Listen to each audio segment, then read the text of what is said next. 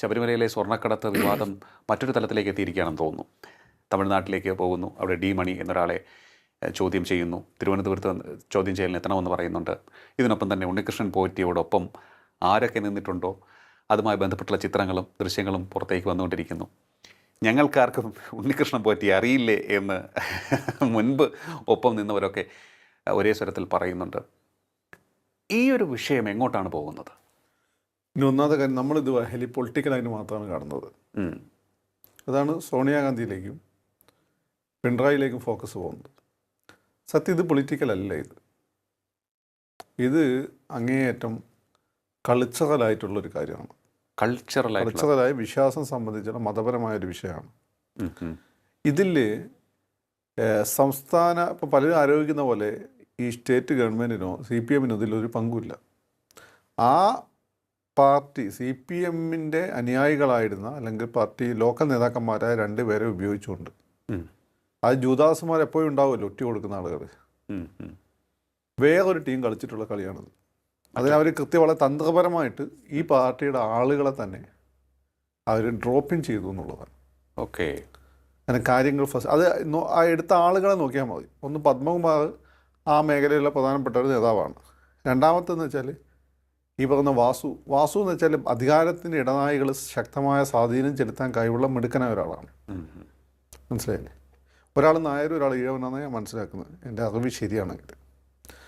അപ്പം 2 സമുദായത്തെയും കൂടി അതിലേക്ക് ഡ്രോപ്പിൻ ചെയ്തു.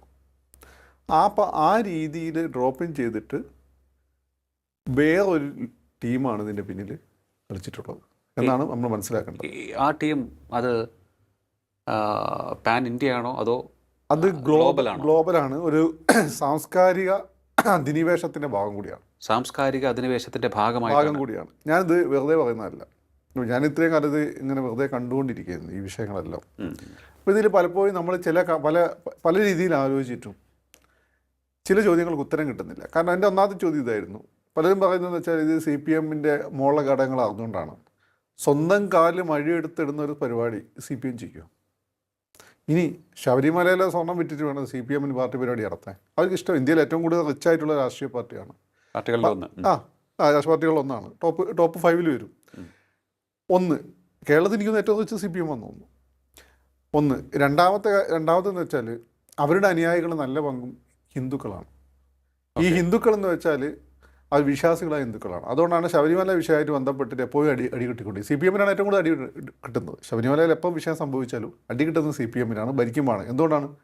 അവിടെ അനുയായികൾ നല്ല വിശ്വാസികൾ കൂടിയാണ്, ഹിന്ദുക്കളാണ്.